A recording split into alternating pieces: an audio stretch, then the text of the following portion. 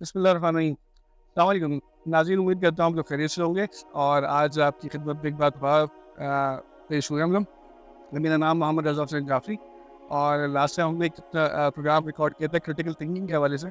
उसकी ज़ेल में हमने बेसिक जो चीज़ें थी उनको कवर किया था। और आज इसको थोड़ा डीपली, लेकिन एक ख़ास सेगमेंट के अंदर, एक ख़ास टॉपिक के ऊपर हम बात करेंगे, जो टॉपिक है तफक्कुर।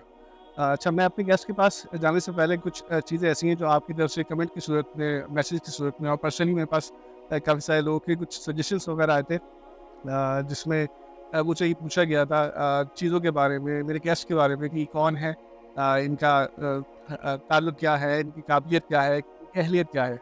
तो उसके हवाले से मैं सबसे पहले कैसे आप? वालेकुम अस्सलाम रज़ा। ठीक-ठाक हैं, खैरियत से? अल्हम्दुलिल्लाह। अच्छा, उनमें हमारे नाज़रीन ने जो है ना मुझसे पूछा कि भाई, आपके गेस्ट जो हैं इनकी अहलियत क्या है, काबिलियत क्या है, इसके बारे में थोड़ा-सा हमें बताइए पहले, ताकि ज़ाहिर-सी बात है लोग रिलेट कर सकते हैं। जी, जी।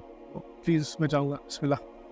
बिस्मिल्लाहिर्रहमानिर्रहीम। सल्लल्लाहु अलैहि वसल्लम। देखिए, बात किसी हद तक सही भी है। जिसने भी पूछा है वो शायद ये अंदाज़ा लगाना चाह रहा है कि जो बोलने वाला है वो अपने मौज़ू पर कितनी कुदरत रखता है या कितनी बात करने की सलाहियत है उसकी। सही।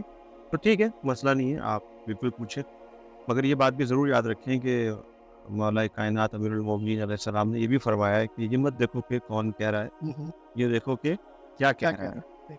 तो अगर मेरी बात में दम है और मेरी बात अगर 2+2 4 = 4 लॉजिकल है, मंतिकी है, आपको समझ में आ रही है, तो आप मेरे नुक्तों पे ज़्यादा गौर करें, वो ज़्यादा अहम है। लेकिन फिर ठीक है, जहाँ तक जिसने पूछा तो वो भी बता दिया जाए कि बेहतर है कि वैसे मेरी पोस्ट ग्रेजुएट डिग्रीज़ मेरी 5 हैं, जिसमें public administration, business administration, Islamic studies और अरबिक शामिल है।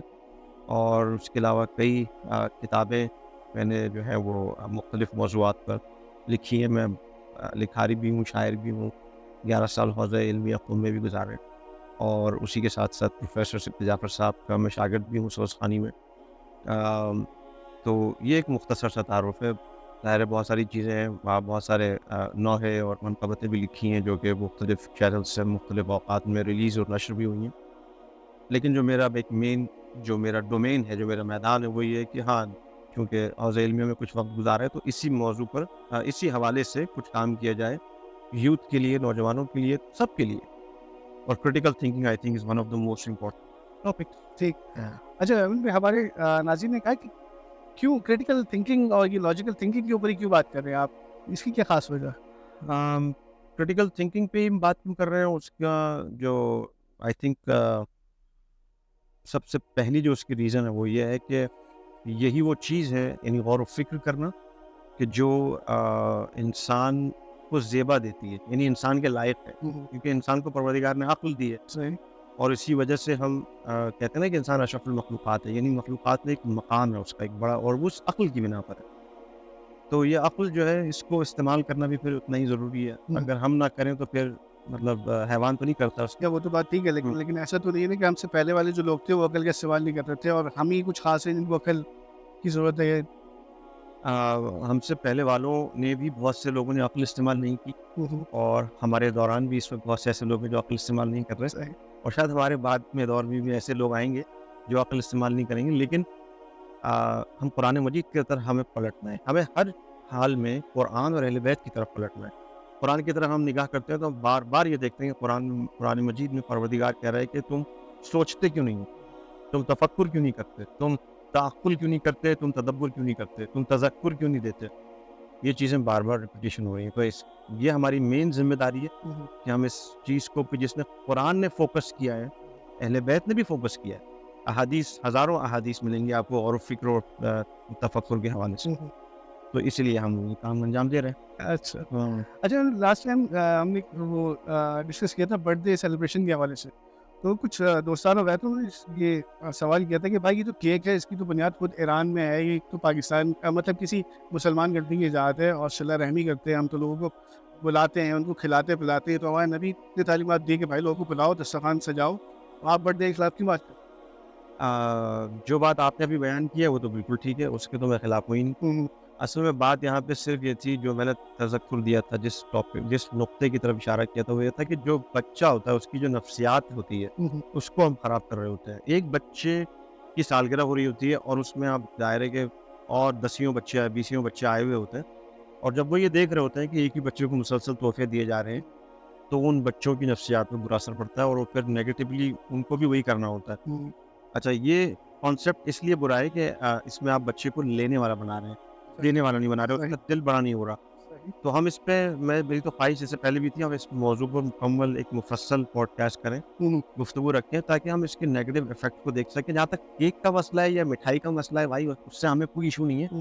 آپ لوگوں کو کیک کھلائیں، مٹھائی کھلائیں، کچھ بھی کریں، مگر دیں، بانٹیں، دوسروں کو کھلائیں. نہ یہ کہ یہ تحائف کے چکر میں جو ہم پڑ گئے اور جس سے نیگیٹو سائیکالوجی بچوں پہ کریٹ ہو رہی ہے، ان نقصانات سے بچیں. اور یہ دیکھیں کہ اہل بیت علیہ السلام نے جو تولد کے سلسلے تھے، ولادت کے سلسلے تھے، وہ کیسے منائے. اگر انہوں نے بھی دسترخوان سجائے ہیں تو آپ بھی سجائیں. ٹھیک ہے، جو ان کی سیرت تھی وہ ہماری سیرت، صحیح. ہماری زندگی. اچھا، اور نہیں اسی طریقے سے پھر شادی کے معاملات بھی تو بالکل ایسے ہوتے ہیں ہمارے. وہ بھی ایک ایسی ایونٹ ہوتا ہے کہ سب لوگ موجود ہوتے ہیں. ایک مرد کی یا خاتون کی وہ شادی ہو رہی ہوتی ہے، سب لوگ ان کو تحفے دے رہے ہوتے ہیں، وہی معاشرہ، وہی سارے لوگ ہوتے ہیں. تو یہ سالگرہ اور شادی الگ، مطلب کیا تھوڑا سا اس کو بتائیں. دونوں چیزوں میں ہمیں صرف یہی دیکھنا ہے کہ کیا ایسا تو نہیں ہو رہا کہ ریاکاری ہو رہی ہے، یا ایسا تو نہیں ہو رہا کہ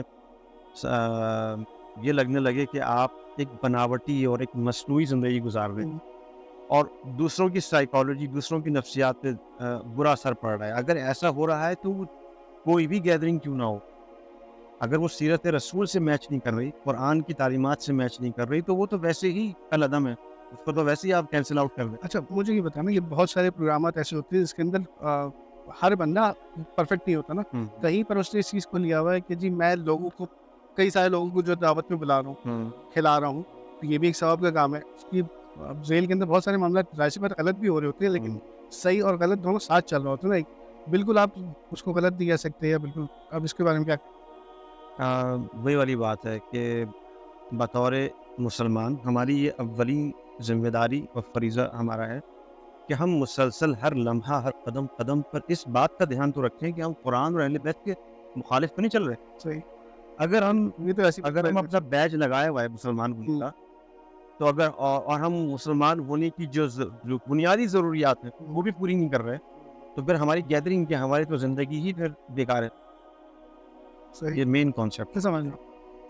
چلے ہم اپنے ٹاپک کی طرف واپس آتے ہیں. تفکر کیا ہے؟ تفکر جی ہاں، جیسے کہ ہم نے پہلے لاسٹ پوڈ کاسٹ میں بھی تذکر دیا تھا اس بات کا، اس بات کو بیان کیا تھا کہ بھائی غور و فکر کرنے کے حوالے سے اس عقل سے متعلق بہت ساری مختلف خصوصیات اور ایسی چیزیں ہیں کہ جن کی طرف بار بار قرآن میں اور حدیث میں اشارہ ہے، جن میں سے سر فہرست تفکر ایک لفظ آتا ہے کہ جس کا قرآن مجید میں بار بار مختلف آیات میں، اس کے آیات کے آخری حصے میں ایک تذکرہ ملتا ہے کہ اور تم تفکر کیوں نہیں کرتے، یا اور یہ لوگ تفکر کیوں نہیں کرتے مثلا.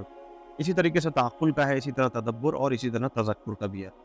ہم تفکر پہ بات کریں گے آج. تو تفکر کو اگر ہم مطلب سمجھنا چاہیں تو دیکھیں، ہر عربی زبان کو سمجھنے کے لیے ضروری ہے کہ عربی زبان بھی سیکھی جائے. یہ بھی مسلمان کا ایک فریضہ ہے. ہر مسلمان کو ضروری ہے کہ وہ عربی زبان کو جس حد تک سیکھ سکتا ہے سیکھے. صحیح. تو اگر ہم ڈکشنری، جو اوتھینٹک عربک ڈکشنریز ہیں، ان کو اگر دیکھیں تو اس میں ایک راغب اصفہانی بڑا مشہور نام ہے، ان کی ڈکشنری میں اگر ہم صرف اس لفظ فکر کو دیکھیں اور تفکر کو دیکھیں تو وہاں میں اس کا جو معنی پتہ چلتا ہے وہ بڑا حیرت انگیز ہے. وہ فرماتے ہیں کہ تفکر سے مراد یہ ہے کہ علم سے معلوم تک جانا. ٹھیک ہے، اب میں اس کی تھوڑی ڈیفینیشن بیان کروں. علم ہر وہ شے ہے کہ جس کے بارے میں آپ تھوڑا بہت بھی کچھ بھی جانتے ہیں، جو بھی آپ جانتے ہیں وہ آپ کے علم میں ہے، ٹھیک ہے نا. مگر یہ ضروری نہیں ہے کہ آپ معلوم تک پہنچ چکے ہوں. میں اس کو ایسے واضح کروں گا، جیسے مثال کے طور پر سورج آپ کے سامنے چمک رہا ہے. صحیح. آپ کو معلوم ہے کہ یہ سورج ہے، روشنی دے رہا ہے، گرماہٹ بھی دے رہا ہے، یہ علم ہے. صحیح. مگر معلوم نہیں ہے. معلوم سے مراد کیا ہے کہ یہ سورج آگے بنا کیوں ہے، اس کو بنایا کیوں گیا، اس کا ہدف کیا ہے. مثال کے طور پر یہ اگر سمجھنے کے لیے بیٹھیں تو ہم علم سے معلوم تک پہنچیں گے نا، ہمیں کچھ اور مزید معلوم ہوگا کہ اس کا کیا ہے، کہاں سے سورس ہے، کہاں سے اورجن کیا ہے اس کا. ایگزیکٹلی. تو یہاں پہ تفکر دراصل اس کوشش یا اس جولان یا اس تحرک کا نام ہے، اس حرکت کا نام ہے جو شروع اپنا سفر کرتا ہے علم سے معلوم کی جانب، صحیح. اور اس میں ایک کوشش ہونی چاہیے، اس میں ایک حرکت ہونی چاہیے. یہ حرکت نہ ہو تو پھر وہ تفکر حاصل نہیں ہوگا. تو یہاں دو بنیادی چیزیں ہیں، یعنی دو سٹیپس ہیں. پہلی چیز کیا ہے؟ پہلی چیز یہ ہے کہ آپ کو